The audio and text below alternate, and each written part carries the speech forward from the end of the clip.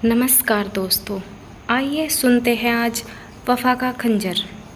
जयगढ़ और विजयगढ़ दो बहुत ही हरे भरे सुसंस्कृत दूर दूर तक फैले हुए मजबूत राज्य थे। दोनों ही में विद्या और कलाद खूब उन्नत थी।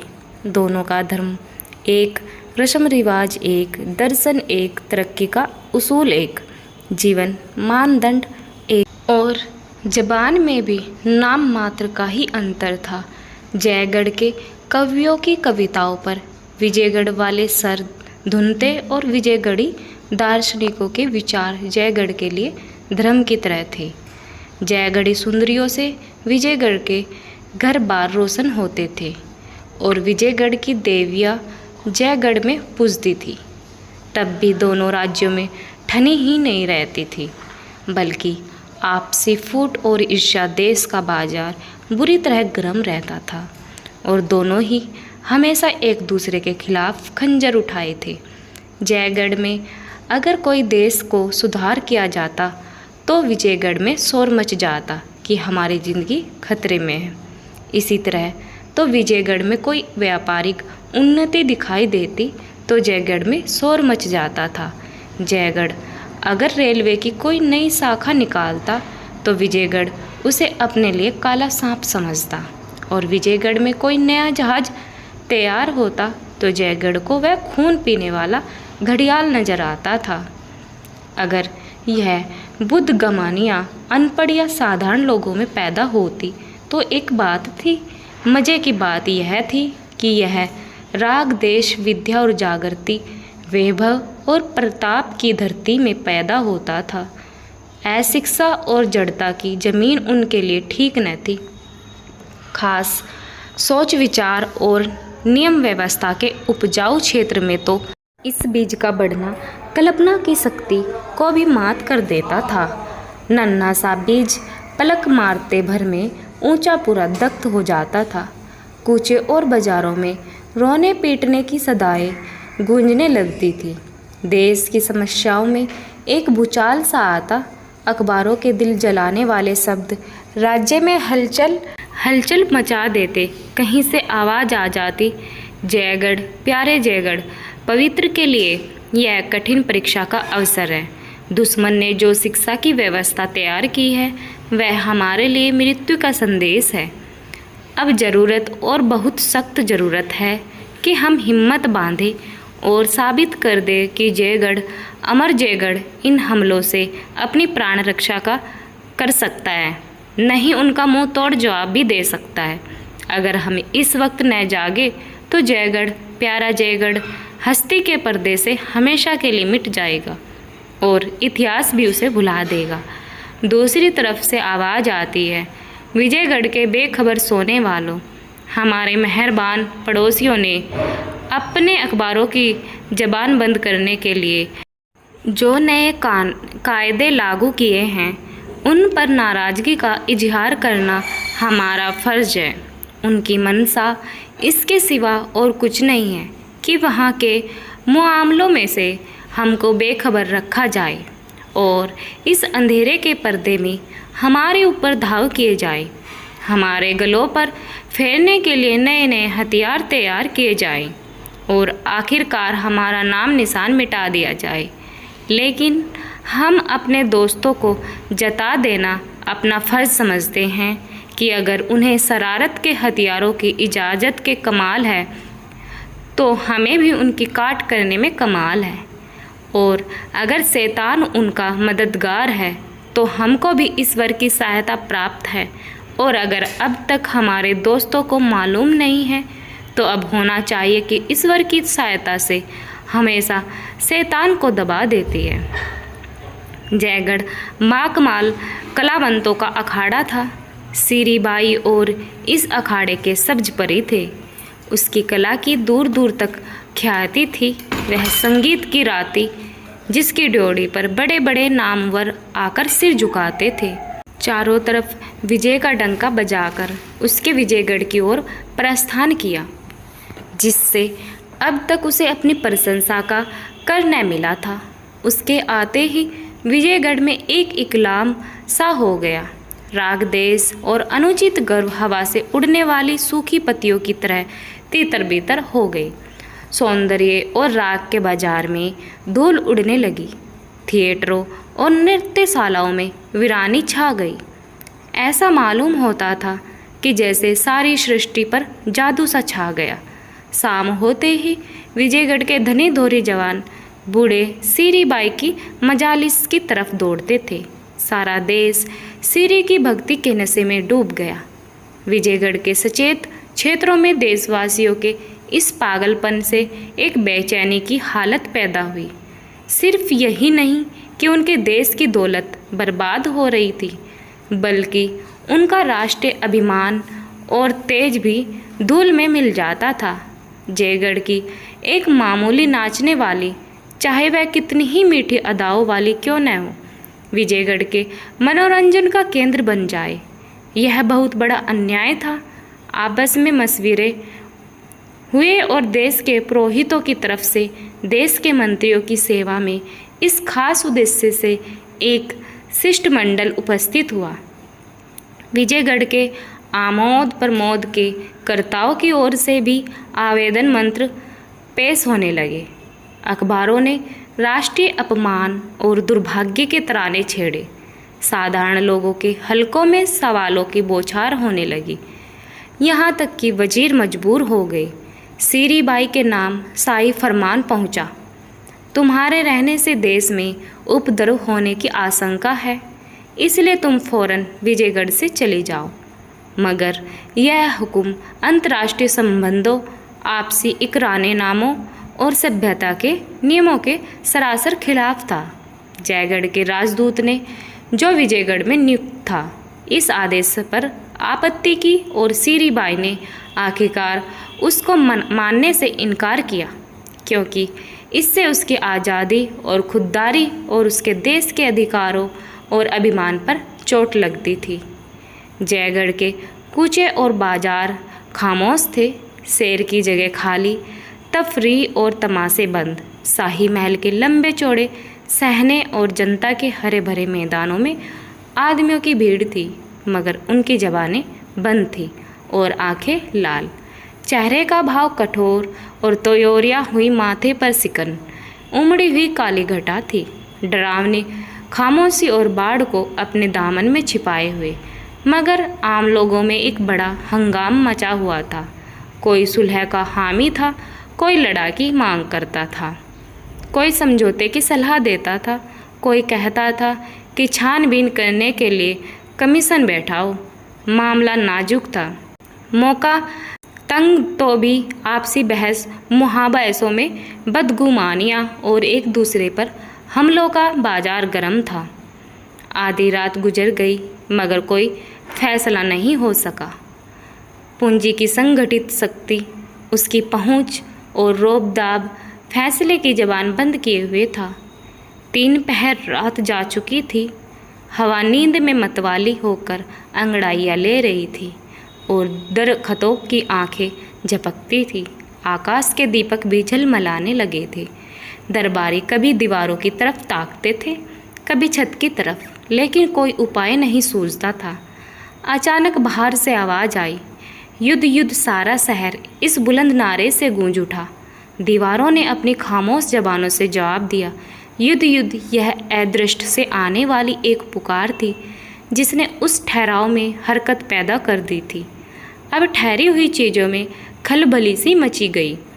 दरबारी गोया गलफत की नींद से चौंक पड़े, जैसे कोई भूली हुई बात याद आते ही उछल पड़े। युद्ध मंत्री सैयद अस्करी ने फरमाया, क्या अब भी लोगों को लड़ाई का ऐलान करने में हिचकिचाहट है? आम लोगों की ज़बान, खुदा का हुक्म और उसकी पुकार अभी आपके कानों में आई। उसका पूरा करना हमारा फ़र्ज़ है। हमने आज इस लंबी बैठक में यह साबित किया है कि हम ज़बान के धनी हैं, पर ज़बान तलवार है, ढाल नहीं। हमें इस वक्त ढाल की ज़रूरत है। आइए हम अपने सीनों को ढाल बना लें और साबित कर दें कि हम में अभी भी वह जोर बाकी है जिसने हमारे बुजुर्गों का नाम रोशन किया। कौमी गैरत ज़िंदगी की रूह है। वह नफ़े और नुकसान से ऊपर है। वह हुंडी और रोकड़ वसूल और बाकी तेजी और मंदी की पाबंदियों से आज़ाद है। सारी खानों की छिपी हुई दौलत, सारी दुनिया की मंडियाँ, सारी दुनिया की उद्योग धंधे उसके पासंग है। उसे बचाइए, वरना आपका यह सारा निजाम तीतर बीतर हो जाएगा, सिरजा बिखर जाएगा, आप मिट जाएंगे। पैसे वालों से हमारा सवाल है, क्या अब भी आपको जंग के मामले में हिचकिचाहट है? बाहर से सैकड़ों की आवाज़ आई। जंग जंग, एक सेठ साहब ने फरमाया। आप जंग के लिए तैयार? अस्करी हमेशा से ज़्यादा। ख्वाजा साहब, आपको फतेह का यकीन है? अस्करी, पूरा यकीन है। दूर पास जंग जंग की गरजती हुई आवाज़ों का तांता बंद गया कि जैसे हिमालय के किसी अथाह खट्टर से हथौड़ों की झनकार आ रही हो। शहर कांप उठा, जमीन थर्राने लगी, हथियार बटने लगे। दरबारियों ने एकमत लड़ाई का फैसला किया। गैरत जो कुछ न कर सकती थी, वह आवाम के बारे में न कर दिखाया। आज से 30 साल पहले एक ज़बरदस्त इनकलाब ने जयगढ़ को हिला डाला था। वर्षों तक आपसी लड़ाइयों का दौर रहा। हजारों खानदान मिट गए, सैकड़ों कस्बे वीरान हो गए। बाप बेटे के खून का प्यासा था, भाई भाई की जान का ग्राहक है। जब आखिरकार आज़ादी की फतह हुई तो उसने ताज के फिदाइयों को चुन चुन कर मारा। मुल्क के कैद खाने देशभक्तों से भर उठे। उन्हीं जज्बाजों में एक मिर्ज़ा मसूर भी था। उसे कन्नौज के किले में कैद किया गया, जिसके 3 तरफ ऊंची दीवारें थी। एक तरफ गंगा नदी। मसूर को सारे दिन हथौड़े चलाने पड़े। सिर्फ शाम को आधा घंटे के लिए नमाज की छुट्टी मिलती थी। उस वक्त मंसूर गंगा के किनारे आ बैठा और देश भाइयों की हालत पर रोता। वह सारी राष्ट्रीय और सामाजिक व्यवस्था जो उसके विचार में राष्ट्रीयता का आवश्यक अंग थी, इस हंगामे की बाढ़ में नष्ट हो रही थी। वह एक ठंडी आह भरकर कहता, जयगढ़ अब तेरा खुदा ही रखवाला है। तूने खाक को अक्सीर बनाया और अक्सीर को खाक। तूने ख़ानदान की इज्जत को, अदब और इखलाक का, इल्मों का कमाल को मिटा दिया, बर्बाद कर दिया।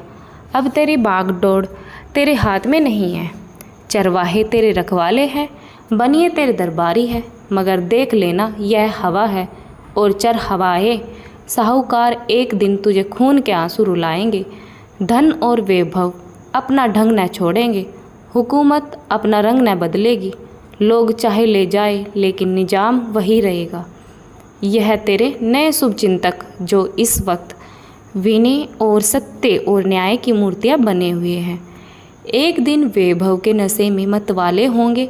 उनकी शक्तियाँ ताज की शक्तियों से कहीं ज़्यादा सख्त होगी और उनके जुल्म कहीं इससे ज़्यादा तेज होंगे। इन्हीं ख्यालों में डूबे हुए मंसूर को अपने वतन की याद आ जाती है। घर का नक्शा आंखों के सामने खिंच जाता है। मासूम बच्चे अस्करी की प्यारी प्यारी सूरत आंखों में फिर जाती है, जिसे तकदीर ने माँ के लाड़ प्यार से वंचित कर दिया था। तब मंसूर एक ठंडी आह खींचकर खड़ा होता है और अपने बेटे से मिलने की पागल इच्छा में उसका जी चाहता था कि गंगा में कूदकर पार निकल जाऊं। धीरे धीरे इस इच्छा ने इरादे की सूरत अख्तियार की। गंगा उमड़ी हुई थी और जोर शोर का कहीं पता न था। तेज और गरजती हुई लहरें दौड़ते हुए पहाड़ों के समान थी। पाट देखकर सनर में चक्कर सा आ जाता था। मंसूर ने सोचा नहीं उतरने दूं, लेकिन नहीं उतरने के बदले भयानक रोग की तरह बढ़ती जाती थी। यहाँ तक कि मंसूर को फिर धीरज न रहा।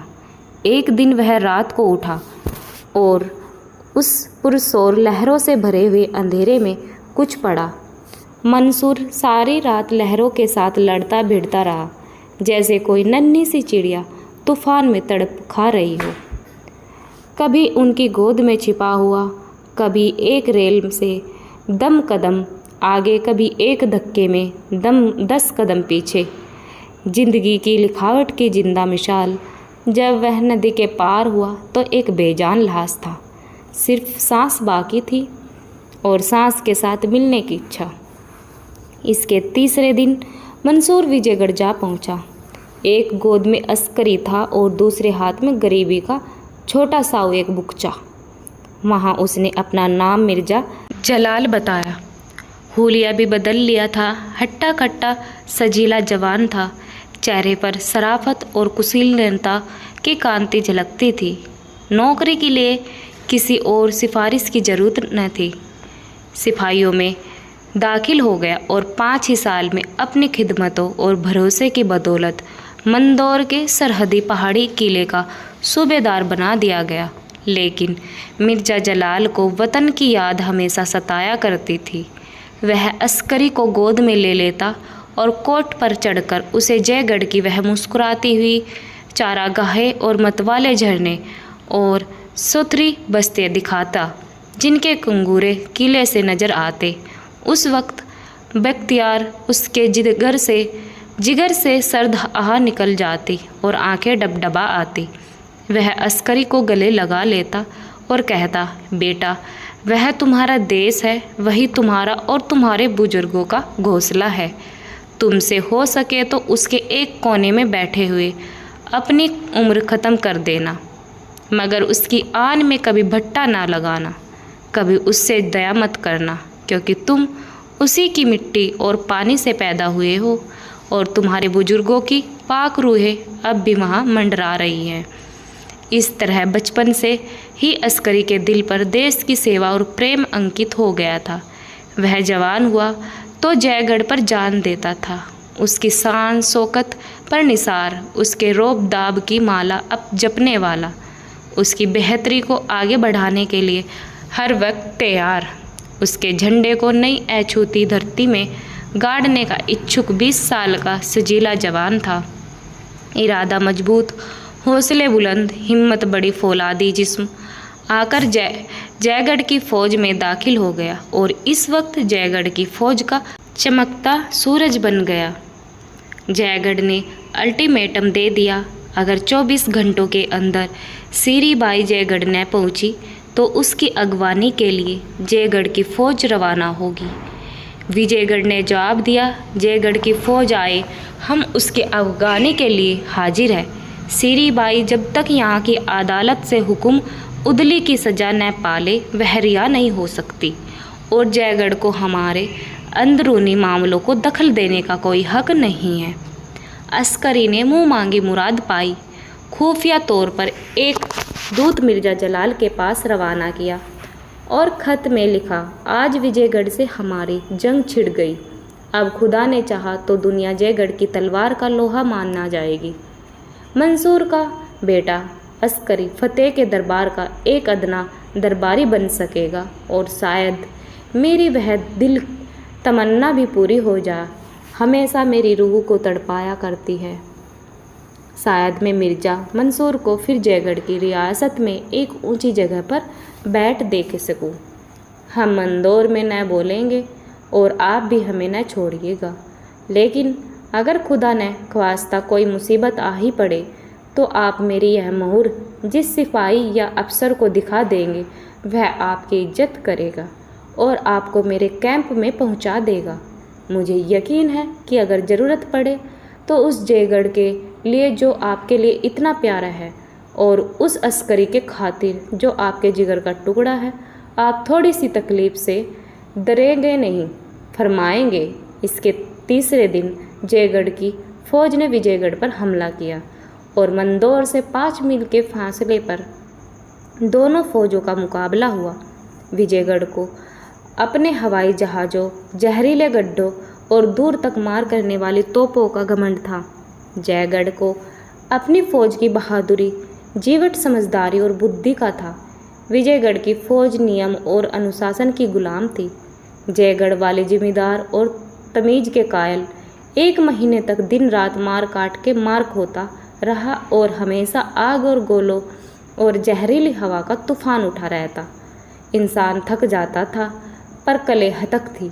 जयगढ़ियों के हौसले पस्त हो गए, बार बार हार पर हार खाई। अस्करी को मालूम हुआ कि जिम्मेदारी फतेह में चाहे करिश्मे कर दिखाए पर सिसक्त में मैदान हुकुम की पाबंदी के साथ रहता है। जयगढ़ के अखबारों ने हमले शुरू किए। अस्करी सारी कौम की लानत मलामत का इंसाना बन गई। वही अस्करी जिस पर जयगढ़ फिदा होता था उसकी नज़रों का कांटा हो गया। अनाथ बच्चों के आंसू, विधवाओं की आहें, घायलों की चीख पुकारे, व्यापारी की तपाई, राष्ट्र का अपमान, इन सब का कारण वही एक व्यक्ति अस्करी था। कौम की अगुवाई सोने की राजा सिंहासन भले ही हो, पर फूलों की मेज पर वह हरगिज नहीं।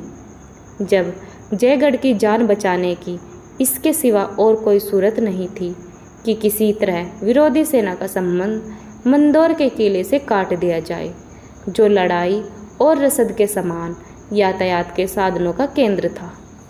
लड़ाई कठिन थी, बहुत खतरनाक, सफलता की आशा बहुत कम, असफलता की आशंका जी पर भारी।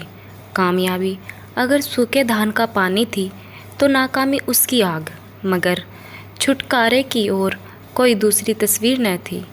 अस्करी ने मिर्ज़ा जलाल को लिखा, प्यारे अब्बा जान, अपने पिछले खत में मैंने जिस ज़रूरत का इशारा किया था, बदकिस्मती से वह ज़रूरत आ पड़ी। आपका प्यारा जयगढ़ भेड़ियों के पंजे में फंसा हुआ है और आपका प्यारा अस्करी नाउम्मीदों के भंवर में, दोनों आपकी तरफ आस लगाए ताक रहे हैं। आज हमारी आखिरी कोशिश, हम मुखालिफ फ़ौज को मंदोर के किले से अलग करना चाहते हैं। आधी रात के बाद यह मौका शुरू होगा।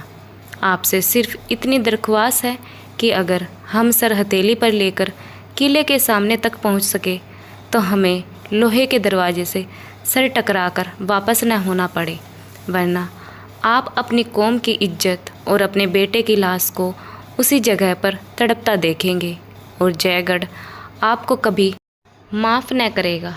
उससे कितनी ही तकलीफ़ क्यों न पहुंची हो, मगर आप उसके हक़ों से सबुकदास नहीं हो सकते। शाम हो चुकी थी। मैदान जंग ऐसा नज़र आता था कि जैसे जंगल जल गया हो। विजयगढ़ी फ़ौज एक खुर्जे मार्ग के बाद खंदकों में आ रही थी। घायल मंदोर के किले के अस्पताल में पहुंचाए जा रहे थे। तोपें थक कर चुप हो गई थी और बंदूकें जरा थम सी गई थी। उसी वक्त जयगढ़ी फ़ौज का एक अफसर विजयगढ़ी वर्दी पहने हुए अस्करी के खेमे से निकला। थकी हुई तोपें, सर झुकाए हवाई जहाज़, घोड़ों की लाशें, औंधी पड़ी हुई हवा गाड़ियाँ और सजीव मगर टूटे फूटे किले उसके लिए पर्दे का काम करने लगे। उनकी आड़ में छिपता हुआ वह विजयगढ़ी घायलों की कतार में जा पहुंचा और चुपचाप जमीन पर लेट गया। आधी रात गुजर चुकी थी। मंदोर किलेदार मिर्ज़ा जलाल किले की दीवार पर बैठा हुआ मैदान जंग का तमाशा देख रहा था और सोचता था कि अस्करी को मुझे ऐसा खत लिखने की हिम्मत क्यों हुई। उसे समझना चाहिए था कि जिस शख्स ने अपने असूलों पर अपनी ज़िंदगी नौछावर कर दी, देश से निकाला गया और गुलामी का तोक गर्दन में डाला, वह अब अपनी ज़िंदगी के आखिरी दौर में ऐसा कोई काम नहीं करेगा जिससे उसका भट्ठा लगे, अपने वसूलों को न तोड़ेगा। खुदा के दरबार में वतन और वतन वाले और बेटा एक भी साथ न देगा। अपने बुरे भले की सज़ा या इनाम आप ही भुगतना पड़ेगा। हिसाब के रोज़ उसे कोई न बचा सकेगा। तौबा, जयगढ़ियों से फिर वही बेवकूफ़ी हुई। खामखा गोलेबारी से दुश्मनों को खबर देने की क्या ज़रूरत थी। अब इधर से भी जवाब दिया जाएगा और हज़ारों जाने जाएगी। रात के अचानक हमले के माने तो यह है कि दुश्मन सर पर आ गए और कान खबरने चौतरफ खलबली पड़ गई। मानो कि मौजूदा हालत में अपनी हरकतों को पोशीदा रखना शायद मुश्किल है। इसका इलाज अंधेरे के खंदक से करना चाहिए था, मगर आज शायद उनकी गोलाबारी मालूम से ज़्यादा तेज़ है। विजयगढ़ की कतारों और तमाम मोर्चेबंदियों को चीर कर बजाहिर उनका यहाँ तक आना तो मुहाल मालूम होता था। लेकिन अगर मान लो आ ही जाए तो मुझे क्या करना चाहिए? इस मामले को तय क्यों न कर लूँ? खूब, इसमें तय करने की बात ही क्या है। मेरा रास्ता साफ है। मैं विजयगढ़ का नमक खाता हूँ। मैं जब बेघर बार परेशान और अपने देश से निकाला हुआ था, तो विजयगढ़ ने मुझे अपने दामन में पनाह दी और मेरी खिदमतों का मुनासिब लिहाज किया। उसकी बदौलत 30 साल तक मेरी ज़िंदगी नेक नामी और इज्जत से गुजरी। उसके दगा करना हद दर्जे की नमक हरामी है। ऐसा गुनाह जिसकी कोई सज़ा नहीं। वह ऊपर शोर हो रहा है, हवाई जहाज होंगे।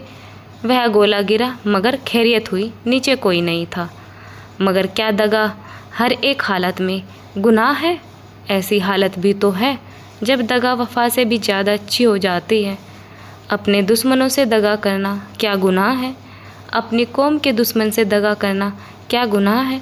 कितने ही काम जो जाति हैसियत से होते हैं कि उन्हें माफ़ नहीं किया जा सकता, कौमी हैसियत से नेक काम हो जाते हैं। वही बेगुनाह का खून जो जाति हैसियत से सख्त सज़ा के काबिल है, मजहबी हैसियत से सजादत का दर्जा पाता है और कौमी हैसियत से देश प्रेम का। कितनी बेरहमियाँ और जुल्म, कितनी दगाएं, चालबाजियाँ कौमी और मजहबी नुक्ते निगाह से सिर्फ ठीक है ही नहीं, फ़र्जों में दाखिल हो जाती है। हाल ही की यूरोप की बड़ी लड़ाई में इसकी कितनी ही मिसालें मिल सकती हैं। दुनिया का इतिहास ऐसे दगाओं से भरा पड़ा है। इस नए दौर में भले और बुरे का जाति एहसास कौमी मसलत के सामने कोई हकीकत नहीं रखता। कौमियत ने जात को मिटा दिया है। मुमकिन है यही खुदा की मंशा हो और उसके दरबार में भी हमारे कारनामे कौम की कसौटी पर परखे जाए। यह मामला इतना आसान नहीं है जितना मैं समझता था। फिर आसमान में शोर हुआ इतना, मगर शायद यह इधर की हवाई जहाज़ है। जयगढ़ वाले बड़े दमखम से लड़ रहे हैं, इधर वाले दबते नज़र आते हैं। आज यकीनन मैदान उन्हीं के हाथ में रहेगा। जान पर खेले हुए हैं। जयगढ़ी वीरों की बहादुरी मायूसी ही में खूब खुलती है। उनकी हार जीत से भी ज़्यादा शानदार होती है। बेशक अस्करी दाव पेंच का उत्साह है। किस खूबसूरती से अपनी फ़ौज का रुख किले के दरवाजे की तरफ फेर दिया, मगर सख्त गलती कर रहे हैं। अपने हाथों अपनी कब्र खोद रहे हैं। सामने का मैदान दुश्मन के लिए खाली किए देते हैं। वह चाहे तो बिना रोक टोक आगे बढ़ सकता है और सुबह तक किए देते हैं। वह चाहे तो और सुबह तक जयगढ़ की सरजमीन में दाखिल हो सकता है। जयगढ़ियों के लिए वापसी या गैर मुमकिन है, निहायत खतरनाक। किले का दरवाज़ा बहुत मजबूत है। दीवारों की संधियों से उन पर बेशुमार बंदूकों के निशान पड़ेंगे। उनका इस आग में एक घंटा भी ठहरना मुश्किल नहीं है। क्या इतने देशवासियों की जानें सिर्फ एक असूल पर, सिर्फ हिसाब के दिन के डर पर, सिर्फ अपने इखलाकी एहसास पर कुर्बान कर दूं? और महज जाने ही क्यों, इस फ़ौज की तबाही जयगढ़ की तबाही है। कल जयगढ़ के पाक सरजमीन दुश्मन की जीत के नक्कारों से गूंज उठेगी। मेरी माएँ, बहनें और बेटियाँ हया को जलाकर खाक कर देने वाली हरकतों का शिकार होगी। सारे मुल्क में कत्ल और तबाही के हंगामे बरपा होंगे। पुरानी अदावत और झगड़ों के शोले भड़केंगे। कब्रिस्तान में सोई हुई रूहें दुश्मन के कदमों से पामाल होंगी। वह इमारतें जो हमारे पिछले बड़प्पन की जिंदे निशानियां हैं, वह यादगारें जो हमारे बुजुर्गों की देन है, जो हमारे कारनामों के इतिहास, हमारे कमालों का खजाना और हमारी मेहनतों की रोशना गवाही हैं, जिनकी सजावट और खूबी को दुनिया के कौम स्पर्धा की आंखों से देखती है। वह अर्ध बर्बर असभ्य लश्करिया का पड़ाव बनेगी, उनके तबाही के जोश का शिकार। क्या अपनी कौम को उन तबाहियों का निशाना बनने दूं, महज इसलिए कि वफा का मेरा असूल न टूटे? उफ, यह किले में जहरीले गैसें कहाँ से आ गई? किसी जयगढ़ी जहाज की हरकत होगी। सर में चक्कर सा आ रहा है। यहाँ से कुमुक भेजी जा रही है। किले की दीवार के सुराखों में भी तोपें चढ़ाई जा रही है। जयगढ़ वाले किले के सामने आ गए। एक धाव में वह हिमायू दरवाजे तक आ पहुँचे। विजयगढ़ वाले इस बाढ़ को अब नहीं रोक सकते। जयगढ़ वालों के सामने कौन ठहर सकता है? या अल्लाह, किसी तरह दरवाज़ा खुद ब खुद खुल जाता। कोई जयगढ़ी हवाबाज मुझसे ज़बरदस्ती कुछ छीन लेता, मुझे मार डालता। मेरे इतने अजीज हम वतन प्यारे भाई आन की आन में खाक में मिल जाएंगे और मैं बेबस हूँ। हाथों में जंजीर है, पैरों में बेड़ियाँ है, एक एक रोआ रस्सियों से जकड़ा हुआ है। क्यों न इस जंजीर को तोड़ दूँ, इन बेड़ियों के टुकड़े टुकड़े कर दूँ और दरवाजे के दोनों बाजू अपने अजीज फतेह करने वालों की अगवानी के लिए खोल दूँ। माना कि यह गुनाह है, पर यह मौका गुनाह से डरने का नहीं। जहन्नुम की आग उगलने वाले सांप और खून पीने वाले जानवर और लपकते हुए शोले मेरी रूह को जलाए तड़पाए कोई बात नहीं। अगर महज मेरी रूह की तबाही मेरी कौम और वतन को मौत के गड्ढे से बचा सके तो वह मुबारक है। विजयगढ़ ने ज्यादती की है।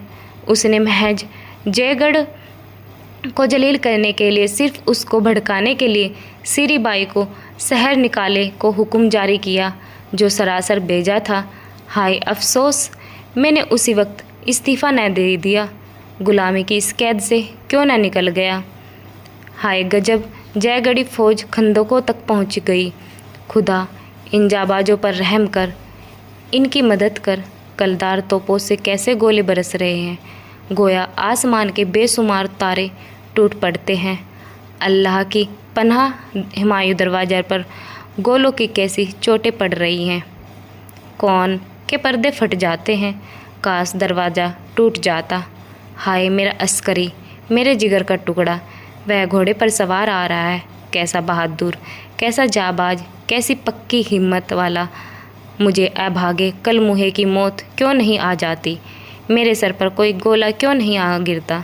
जिस पौधे को अपने जिगर के खून से पाला, जो मेरी पतझड़ जैसी ज़िंदगी का सदाबहार फूल था, जो मेरी अंधेरी रात का चीरा, मेरी ज़िंदगी के उम्मीद, मेरी हस्ती का दरोमदार, मेरी आरजू की इंतहा था, वह मेरी आंखों के सामने आग के भंवर में पड़ा हुआ है और मैं हिल भी नहीं सकता। इस कातिल जंजीर को क्यों न तोड़कर इस बागी दिल को क्यों न समझाऊं। मुझे मुंह में कालिक लगाना मंजूर है, जहन्नुम की मुसीबतें झेलना मंजूर है। मैं सारी दुनिया के गुनाहों का बोझ अपने सर पर लेने को तैयार हूँ। सिर्फ इस वक्त मुझे गुनाही करने की, वफा के पैमाने को तोड़ने की, नमक हराम बनने की तौफीक है। एक लम्हे के लिए मुझे शैतान के हवाले कर दे। मैं नमक हराम बनूंगा, दगाबाज बनूंगा, पर कौम फरोश नहीं बन सकता। जालिम सुरंग उड़ाने की तैयारी कर रहे हैं। सिपाही सलाहर ने हुक्म दे दिया। वह 3 आदमी तहखाने की तरफ चले। जिगर काँप रहा है, जिस्म काँप रहा है। यह आखिरी मौका है, एक लम्हा और बस फिर अंधेरा और तबाही। हाय मेरे ये बेवफा हाथ पाँव अब भी नहीं हिलते, जैसे इन्होंने मुझसे मुंह मोड़ लिया हो। यह खून अब भी गर्म नहीं होता।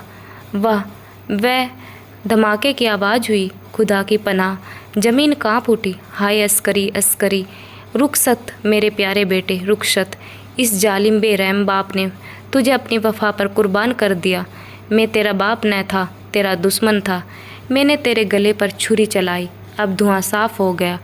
वह फौज कहाँ है जो सैलाब की तरह बढ़ती आती थी, इन दीवारों से टकरा रही थी, खंद के लाशों से भरी हुई। और वह जिसका मैं दुश्मन था, जिसका कातिल, वह बेटा, वह मेरा दुलारा अस्करी कहाँ है, कहीं नज़र नहीं आता।